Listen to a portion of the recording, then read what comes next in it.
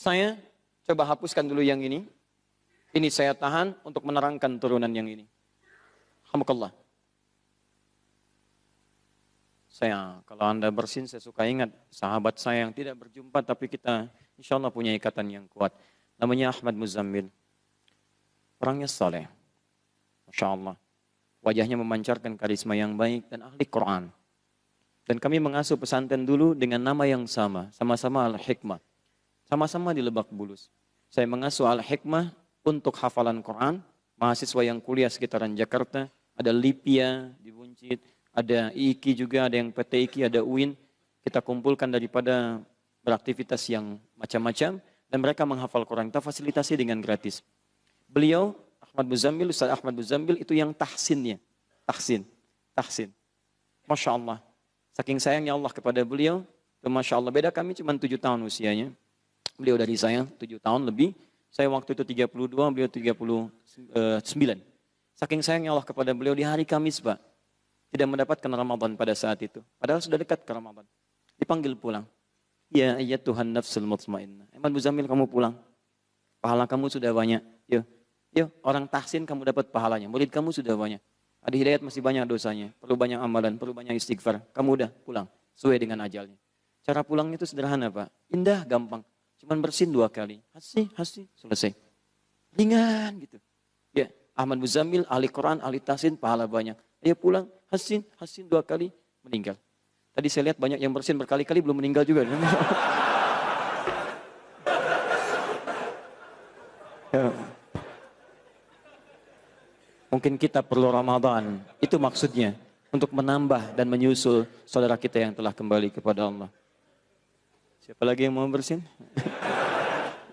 Jangan khawatir, keluarkan aja. Karena saya pernah ceramah di Jakarta, begitu saya terangkan yang ini, mau bersin ditahan-tahan begini. Tenang ya, tenang. Bismillah. Kembalikan ke sini. 1. Hadis riwayat Muslim. Nomor hadis 749. Sebelum sampai ke sini, ini saya bahas yang ini dulu, yang iman dulu. Imanan. Alhamdulillah. Sekali. Dilakukan karena Allah. Bukan karena yang lain. Kalimat iman pertama di dalam Al-Quran disandingkan langsung dengan Allah yang dengan sifat ghaibnya. Alladzina yu'minuna bil ghaib. Yu'minun bil ghaib. Imannya dilakukan karena Allah yang ghaib. Ghaib itu belum tampak dalam pandangan kita. Dan kita yakini keesaan ketunggalan dan seluruh kekuatan-kekuatannya kepada kita semuanya. Fokus baik-baik di sini. Ketika menyebutkan kalimat iman, maka tujuan utamanya kepada Allah. Kalau Anda ingin mendapatkan ampunan di malam Ramadan, dalam saat Anda menunaikan salatnya, maka syarat yang pertama, salat Anda harus ditunaikan karena Allah, bukan karena yang lain. Jangan dulu perdebatkan berapa jumlah rakaatnya. Pertanyaannya adalah berapapun rakaat, berapa yang Anda niatkan karena Allah Subhanahu wa taala. Jangan sampai terjadi saya ke sini, karena di situ enak keadaannya. Saya ke sini karena teman saya pun ke situ. Saya di sini karena imamnya lebih memberikan ketebalan kepada saya, macam-macam dan sebagainya. Ingat teman-teman, Anda boleh untuk memberikan gambaran-gambaran semangat karena imam bagus bacaan, karena menyentuh kepada jiwa. Tapi yang harus Anda tanamkan pada diri Anda sendiri, siapapun imamnya, memberikan sentuhan ataupun kepada jiwa saya, tetap saya kerjakan karena Allah Subhanahu wa taala. Begitu Anda datang imamnya beda, Anda nggak akan peduli. Yang penting Allah ridha dengan salat saya malam ini. Paham ya? Maka hati-hati betul. Begitu nanti teman-teman mempraktikkan masa tarawihnya, akhi, di mana tarawih? Saya ikut si fulan aja lah. Bukan. Bukan karena ikut si fulan. Karena Allah perintahkan Anda untuk memilih yang terbaik karenanya. Paham? 1. Sudah. Masuk ke dini dulu, lalu saya teruskan ihtisab. Teknisnya bagaimana? Teknisnya, salatul laili mathna mathna. Hadis Muslim hadis 749. Kalau Anda tunaikan salat malam, salatul laili, malam dibagi 2, bisa tahajud, bisa qiyamul lail. Mau Anda tidur dulu, mau tidak tidur dulu, kata Nabi, cara pertama mathna mathna. Paling minimal tunaikan 2. Setelah itu 2. Setelah itu 2. Fa idza khasyiya ahadakumul fajra, sampai 2. Kalau Anda khawatir dekat menuju fajar, sebentar lagi fajar tiba. Falyutir rak'atan wahidah, maka segera tutup dengan witir 1 rakaat. 1 rakaat. 2. Mau fajar nih, tutup 1 rakaat. Baik, kebayang nggak teman-teman, ada orang sholat dari ba'da isya sampai menjelang fajar. Berapa rakaat dia kerjakan? Banyak ya? Atau yang kedua, bayangannya diturunkan sedikit. Ada orang kemudian tidur terlebih dahulu, bangunnya jam 3 sampai menjelang fajar. Berapa rakaat dia tunaikan? Baik, hadis ini, hadis pertama, memberikan gambaran kepada kita bahwa sholat-sholat yang dikerjakan pada malam itu, baik tahajud ataupun qiyamul lail, pada dasarnya tidak diberikan batas oleh Nabi SAW. Yang paling tepat kata Nabi, silahkan kamu tunaikan paling minimal 2. Setelah itu tambah 2 lagi. Tambah 2 lagi. Tapi kalau kamu duga fajar akan segera tiba, tutup segera dengan witir 1 rakaat. Jelas? Maka rumus yang pertama, Nabi tidak memberikan batas dari rakaatnya, tapi diberikan minimal pengerjaannya 2 rakaat dengan witir berapa? 1 rakaat. Paham? Kita bertanya pada Rasulullah, ya Rasulullah, kalau Anda tidak memberikan contoh batasan, kami khawatir nanti orang akan beda-beda. Yang satu, masjid mana? Masjid Al-Murabi aja deh daripada Darul Ihsan. Kenapa? Al-Murabi cuma 2 rakaat, witir 1 misalkan. Tapi tahu nggak kamu, rakaat pertama Al-Baqarah sampai selesai. Rakaat kedua Ali Imran sampai tuntas. Pilih mana? Apakah Al-Murabi atau Darul Ihsan? Kalau Darul Ihsan bagaimana? Juz amma. Masya Allah. Ya udah, saya juz amma aja. Kan? Tapi juz ammanya rakaat pertama An-Naba. Rakaat keduanya bisa turun. Karena tidak ada standar di sini, nanti orang bisa begini, bisa begitu. Maka Nabi mempraktekkan kesehariannya, sholat malamnya, bahkan di Ramadan atau di luar Ramadan, dengan merujuk keterangan pada Sayyidah Aisyah radhiyallahu ta'ala anha. Hadis Al-Bukhari, nomor hadis 2008 sampai 2010. Datang 3 orang sahabat mulia. Abdullah bin Mas'ud, Hudzaifah al-Yamani, Ubaid bin Ka'ab radhiyallahu ta'ala anhum jami'an. Sa'alu Sayyidata Aisyah radhiyallahu ta'ala anha an salatin Nabi sallallahu alaihi wasallam fil lail. Ya, maka mereka bertanya tentang salat malamnya Nabi sallallahu alaihi wasallam. Kaifa kanat salatu Rasulullah sallallahu alaihi wasallam? Faqalat, maka dijawab oleh Sayyidah Aisyah, lihat. Ma kana yazidu fi Ramadan wala fi ghairi. Sepanjang tinggal di tempat saya, demikian cara menerjemahkannya. Saya saksikan beliau salat di Ramadan ataupun di luar Ramadan. Beliau tidak pernah menambah ala 11 rakaatan, lebih dari 11 rakaat. Di kesaksian Sayyidah Aisyah, saat Nabi berada di rumah beliau, baik di bulan Ramadan ataupun di luar Ramadan, salat malamnya berapa rakaat? 11 rakaat. 11 ini yusalli arba'an. Beliau salat 4 rakaat dulu. Perhatikan beda hadis dengan yang pertama tadi. Thumma yusalli arba'an, pakai thumma. Kemudian salat 4 lagi. Thumma yusalli thalathan. Pakai thumma lagi. Kemudian salat 3 rakaat. 4 tambah 4 tambah 3. Berapa? 11. Lihat pakai thumma di sini. Baik, pertama.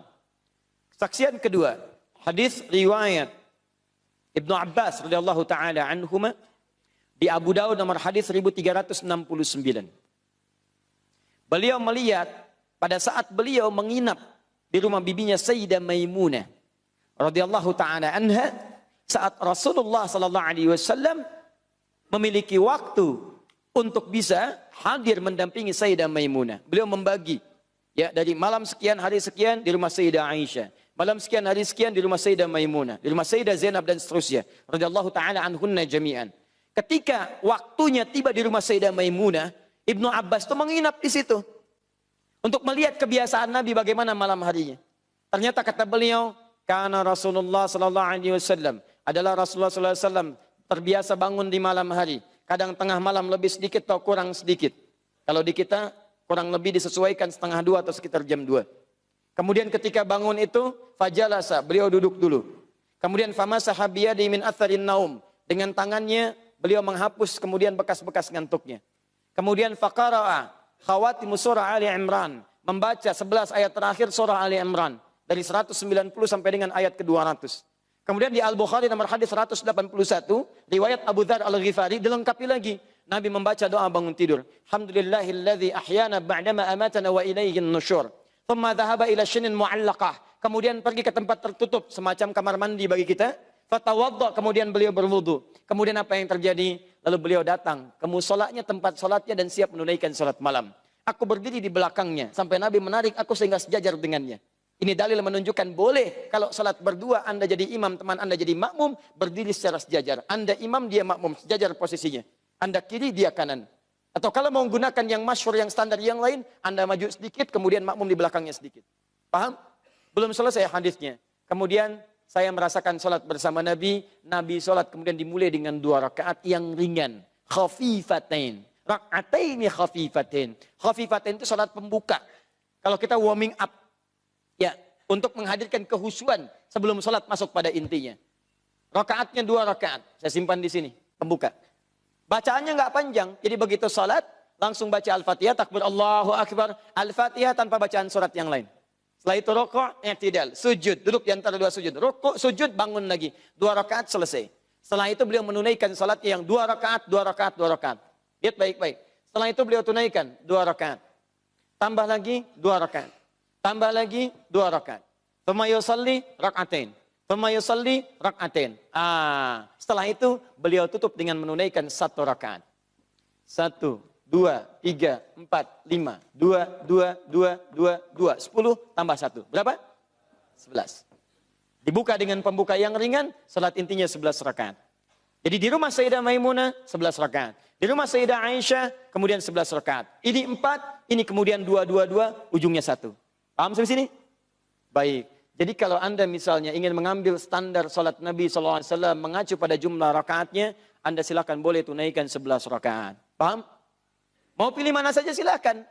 Jangan Anda simpulkan, tuh, yang benar itu yang 11 rakaat versinya 443. Karena hadisnya kata Aisyah radhiyallahu taala anha, saya tidak pernah melihat Nabi di Ramadan atau di luar Ramadan kecuali 11 rumusnya 443. Jawab, itu kan di rumah Sayyidah Aisyah. Sedangkan Nabi menginap bukan di situ saja. Kadang di rumah Sayyidah Maimunah, kadang di rumah Saudah binti Zam'ah, kadang di rumah Sayyidah Zainab dan seterusnya. Di rumah ini beda dengan yang ini karena kondisi istri Nabi satu dengan yang lainnya itu beda. Beda usia, beda kekuatan berdiri, beda keadaannya. Makanya Nabi memberikan fleksibilitas supaya istrinya nyaman mengikutinya. Itu poinnya.